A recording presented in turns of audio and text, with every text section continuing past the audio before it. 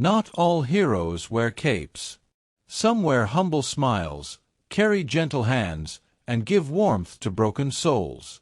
This is the story of a black woman who once saved an abused child, not knowing that her small act of kindness would change his life forever. She never asked for repayment, never expected gratitude, but fate always has a way of circling back.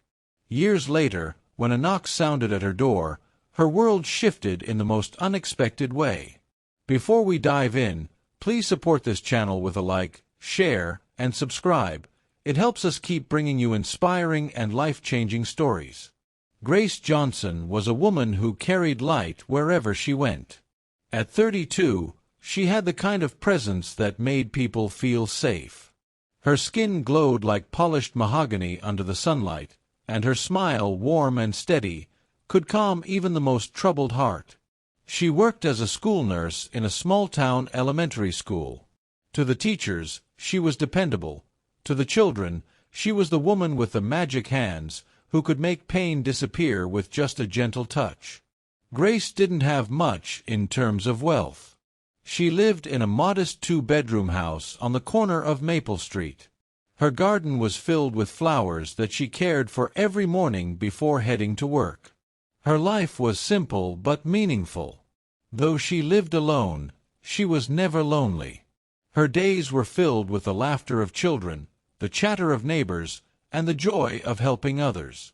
But deep inside, Grace carried a quiet sense of mission.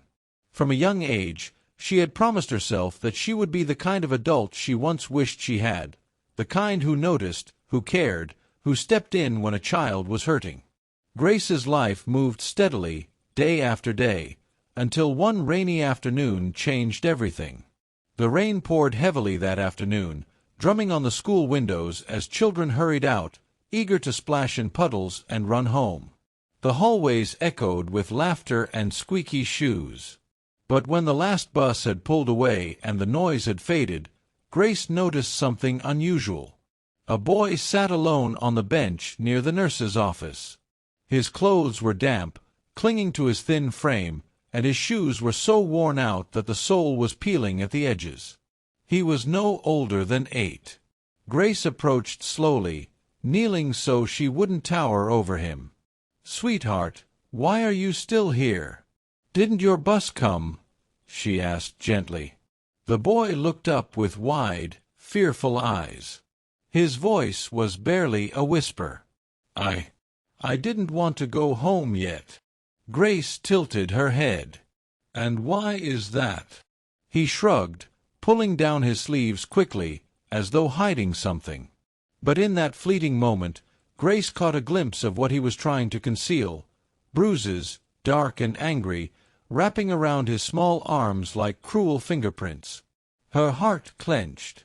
She had seen enough to know the signs. "What's your name, baby?" she asked softly. "Ethan," he murmured, avoiding her eyes. Grace sat beside him, not pressing too hard. "Ethan, I want you to know something. You're safe here with me. You don't have to be afraid to tell me what's going on." For a moment, silence hung heavy between them, broken only by the rain tapping the windows. Then Ethan's lower lip trembled. He whispered, "They get mad at me. I try to be good, but it's never enough." Grace swallowed the lump in her throat. Every instinct in her wanted to scoop him up and shield him from the world. But she knew she had to move carefully. "Well, Ethan," she said, placing a gentle hand on his shoulder, "you don't deserve to be hurt. Ever. And I promise you, I'm going to help." That evening, after he had reluctantly left, Grace sat at her kitchen table with her phone in hand. Filing a report wasn't easy. She knew the kind of storm it could unleash. But she also knew the cost of silence. With a deep breath, she dialed the number for Child Protective Services, her voice steady as she spoke. "My name is Grace Johnson. I need to report a case of possible child abuse. His name is Ethan." Her pen scratched across the notepad, recording details as her heart ached. She didn't know where this would lead, but one thing was certain. She had just stepped into Ethan's life in a way that neither of them would ever forget. The week after Grace filed the report was one of the longest in her life. Each day, she looked for Ethan in the hallways, hoping he was safe. Each time he came to school with fresh bruises or a downcast look, her heart cracked a little more.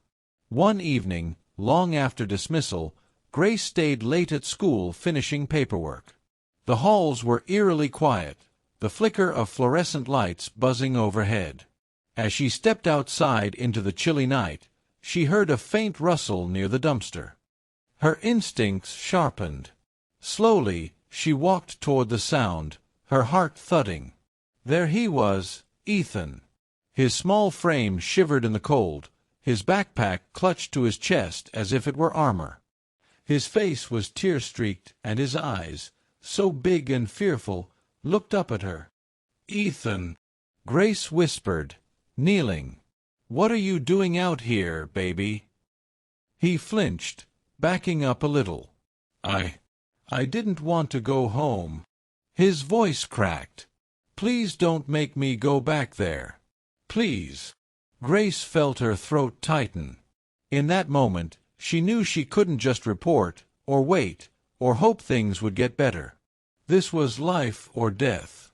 She wrapped her coat around his trembling body. "You're coming with me," she said firmly. Ethan blinked, his voice trembling. Won't they be mad?" Grace stroked his hair. "Let me worry about that. Right now, you just need to be safe." That night, Ethan sat at her kitchen table, his tiny hands clutching a steaming mug of hot chocolate. Grace had given him fresh clothes, soft pajamas that once belonged to her nephew. He looked small in them, but the warmth had brought a faint color back to his cheeks. "You don't have to be afraid here," she told him. "You're safe, Ethan. No one will hurt you in my house." For the first time, a small smile tugged at his lips. But when she tucked him into the guest bed, his nightmares began. He screamed in his sleep, thrashing, crying out, "Stop! I'll be good, I promise." Grace rushed in, sitting on the edge of the bed, pulling him gently into her arms. "Shoo, it's just a dream," she soothed, rocking him. "You're safe, sweetheart. Nobody's going to hurt you here. Not ever again." He clung to her like a lifeline, his tears soaking her shirt. 4 weeks that followed, Grace did everything she could to shield him. She cooked warm meals, bandaged his hidden wounds, and sat by his side when the shadows of fear crept in. But most importantly, she gave him what he had never truly known before: love. Eventually, Child Protective Services intervened, and Ethan was placed into foster care. On the day they came to take him, Ethan hugged Grace so tightly she thought her heart might break. "Please don't forget me," he whispered, tears streaming down his face. Grace kissed his forehead, holding back her own tears. "Never, baby. I'll never forget you." And as the car pulled away, Grace stood on her porch, her arms empty but her heart heavy with the hope that her love had planted something in him strong enough to survive. Time has a way of softening the edges of memory, but for Grace, some faces never faded. Ethan's was one of them. The days turned into months, and the months into years. She never saw him again after the day Child Services drove him away. She often wondered, where was he? Did he find a family who loved him? Was he still afraid at night? Did he remember her promise, whispered through tears, "I'll never forget you"? Sometimes, while tending her garden, Grace would pause, her hands in the soil, and whisper a silent prayer for him. Other times, she found herself scanning the crowd of teenagers walking home from the nearby high school, wondering if one of those lanky boys was Ethan, grown taller, carrying the shadow of his past but hopefully stepping into the light. Her neighbors noticed the sadness that sometimes crossed her face, but Grace never explained. To them, she was still the same generous woman, the one who baked extra pies for church gatherings, the one who ran Band-Aids to kids on bicycles who fell in the street. But deep inside, she carried an ache, the ache of unfinished love. Meanwhile, Ethan's journey was not easy. The foster system was a revolving door of strangers. Some homes were kind, others cold, and a few downright cruel. He often found himself packing and repacking his little bag, wondering if anyone would ever keep him. But through it all, he held on to something precious, Grace's voice. On the nights he was forced to sleep in cold basements, he remembered her whisper, "You're safe now, baby. No one's going to hurt you here." When bullies taunted him for being the foster kid, he remembered the way she held his shoulders, looked into his eyes, and said, "You don't deserve to be hurt. Ever." And when he wanted to give up, to believe that life would never get better, he closed his eyes and pictured her smile, warm, steady, unshakable. That memory became his anchor. By high school, Ethan had learned to fight, not with fists, but with books. He buried himself in studies, determined to rise above the pain of his past. Teachers noticed his brilliance. Counselors encouraged him. Eventually, he earned a scholarship to college. And though he grew older, taller, stronger, and more determined, he never forgot the woman who gave him hope when he had none. Grace Johnson. She had been the first person to ever call him safe. The first to make him feel like he mattered. And deep in his heart, he vowed that one day, no matter how long it took, he would find her. It was a Thursday evening in early spring. The sun had set, leaving a soft golden afterglow across the sky. Grace, now in her late 40s, was in her kitchen humming a church hymn as she stirred a pot of soup. The smell of fresh cornbread filled the air. The day had been long but peaceful, and she was looking forward to curling up on the couch with her Bible and a blanket. Just as she reached for the ladle, a sudden knock echoed from her front door. She froze. Visitors were rare at this hour. Her neighbors usually called before stopping by, and she wasn't expecting anyone. Wiping her hands on a towel, she walked to the door cautiously. The knock came again, firmer this time. With her heart thudding, Grace opened the door. Standing there was a tall young man, maybe in his mid-20s.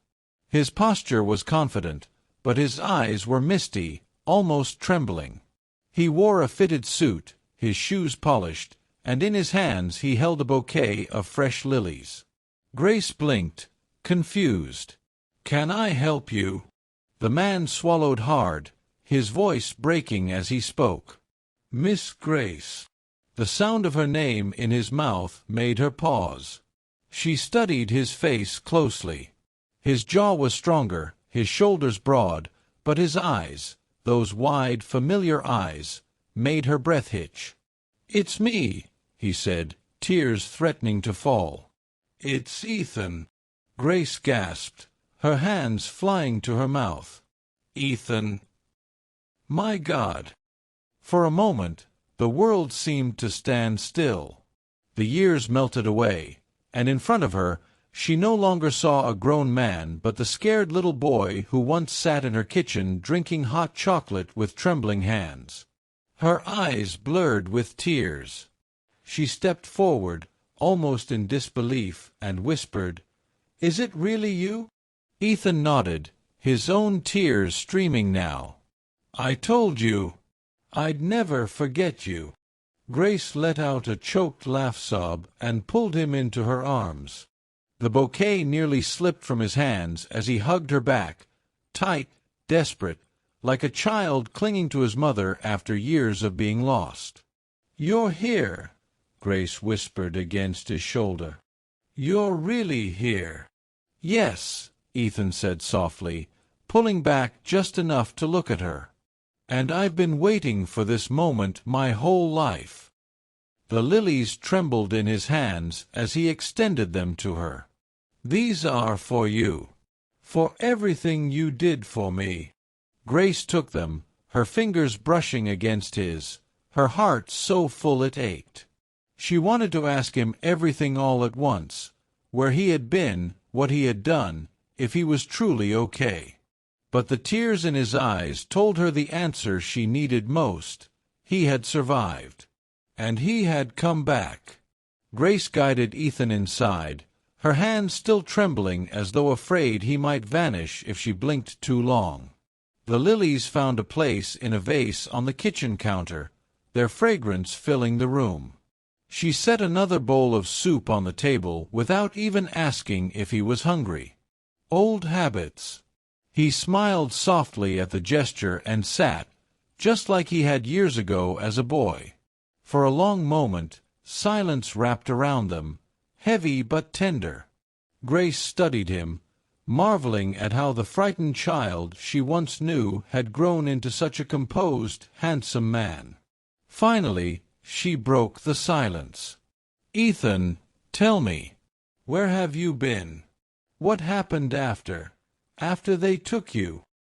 He drew in a shaky breath, his eyes glistening. "It wasn't easy. The foster homes, some were kind, but most just saw me as another mouth to feed. I moved around so much, I stopped counting. But every time I wanted to give up, I remembered you." Grace's chest tightened. "Me? Yes." He leaned forward, voice thick with emotion. "Your words, your kindness. You were the first person who ever made me feel like I mattered. I would close my eyes and hear you saying, 'You're safe now, baby. No one will hurt you here.' That memory, it kept me alive." Grace covered her mouth as tears spilled freely down her cheeks. Ethan continued, his voice steadier now. "I studied hard. I wanted to make something of myself, so that if I ever found you again, I could show you that your sacrifice wasn't wasted." He paused, then added with a smile, "I graduated college on scholarship. Then I went to law school. Today, I'm a children's rights lawyer. I fight for kids trapped in the same kind of pain I once knew." Grace gasped, her hand pressed against her chest. "Oh, Ethan, my boy, you became a warrior."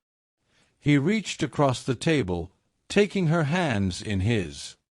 His grip was firm but gentle, the hands of a man, but the heart still that little boy she had once held.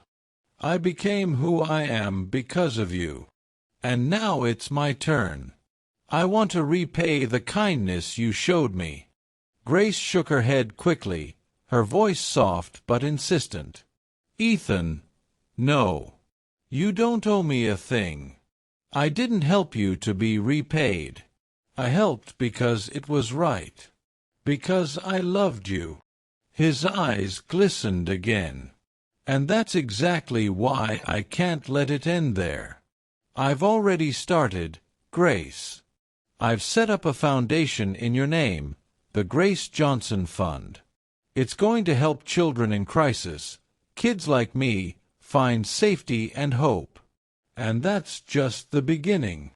Grace's tears fell harder, her body trembling with a mix of disbelief and pride. "A foundation in my name," she whispered. Ethan nodded firmly. "Yes, because you gave me a chance at life. Now, I want your name to give thousands of other children the same chance." Grace could hardly find her voice. "Ethan, you have no idea what this means to me."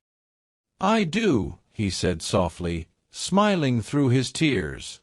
"And I'll spend the rest of my life proving it." That night, they talked for hours. Grace listened in awe as Ethan shared stories of his struggles, his victories, and his dreams for the future. Every word only confirmed what she already knew. The scared little boy she had once protected had grown into a man of extraordinary strength and compassion. And though he was no longer her foster child, in her heart, he would always be her boy. News of Ethan's return spread quickly through the small town. Neighbors whispered in awe when they saw the polished young man walking arm in arm with Grace down Maple Street. Some remembered him faintly as the boy with sad eyes who once lingered outside the schoolyard. Few knew the depth of the story, but everyone could see the bond, unspoken, unbreakable, between him and Grace. The foundation Ethan created in her name soon began to bloom. With his connections, determination, and legal expertise, and with Grace's nurturing wisdom and community trust, they built something extraordinary. The Grace Johnson Fund wasn't just a name, it was a lifeline. It opened community centers where children could find tutoring, meals, and safety after school. It funded emergency housing for kids escaping dangerous homes. It provided scholarships for foster youth who dreamed of college but feared the cost. And at every ribbon cutting, every press conference, Ethan stood proudly by Grace's side, introducing her not just as the woman who saved him, but as his family. One evening, after a long day at the center, Grace sat in her rocking chair on the porch while Ethan leaned against the railing. Children's laughter echoed in the distance from the playground across the street, a playground built with funds from their foundation. Grace smiled as she watched. "Look at them, Ethan. Do you see? All those children running free, with no fear in their eyes. That's what life should be." Ethan nodded, his voice filled with reverence. "That's because of you, Grace. You started this, by saving me." Grace chuckled softly, shaking her head. "No, son. You did this. You chose to rise above the pain. I just gave you a little push when you needed it." Ethan's gaze softened. "You were more than a push. You were my anchor. And I promise you, as long as I'm alive, I'll keep paying that forward." Grace looked at him with pride swelling in her chest. In him, she saw the frightened little boy who once trembled in her arms, now transformed into a man who stood tall, strong, and unyielding against the darkness.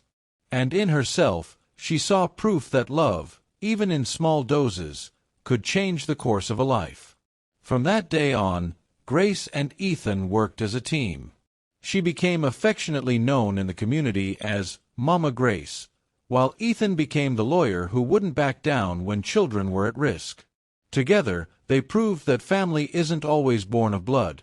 It's born of love, sacrifice, and the unshakable bond forged in the fire of struggle. The years rolled by gently, as years often do when life is filled with purpose. Grace, now with streaks of silver in her once dark hair, spent her evenings on her front porch rocking chair, her hands folded neatly in her lap. Across the street, the community center bustled with children, laughing, running, their voices carrying into the night like music. Everywhere she looked, she saw Ethan's work, and her name carved into the signs, the Grace Johnson Fund. It still startled her sometimes. She had never wanted recognition, never sought praise. But to see her name tied to hope for so many children, it was a reminder that even the smallest act of love could ripple into eternity. Ethan visited often, sometimes every evening after work. He no longer knocked, he just walked in, calling out cheerfully, "Mama Grace, I'm home." Each time she heard those words, her heart swelled. She had never borne children of her own, but in Ethan she had found a son, one chosen not by blood, but by love and destiny. One evening, as they sat together on the porch, Ethan leaned back and said, "Do you ever regret it? Taking me in that night. Risking everything for a kid you barely knew." Grace turned her head slowly, her eyes soft but steady. "Ethan, I never once regretted it. God put you in my path, and I did what I was meant to do. If I had looked away, if I had stayed silent, I wouldn't be the woman I am today. You gave my life purpose in a way I never imagined." Ethan's eyes glistened. He reached over, taking her hand and squeezing it gently. You gave me a life worth living. And because of you, thousands of other kids will have the same chance." Grace smiled, her gaze drifting back to the children playing. "That's all I ever wanted, baby. For you to be safe. For you to know love. And for others to find it too." Silence lingered, but it wasn't empty. It was full, brimming with gratitude, pride, and peace. As the sun dipped low, painting the sky with streaks of gold and crimson, Grace whispered to herself, barely loud enough for Ethan to hear. "Sometimes the smallest act of courage creates the biggest miracle. All it takes is love." And with that, the story came full circle. The frightened boy she once rescued had returned as a man, carrying not just gratitude, but a legacy. Together, they had turned pain into purpose, sorrow into strength, and kindness into a seed that would bloom for generations. Grace's life had proven one timeless truth: no act of love ever goes forgotten.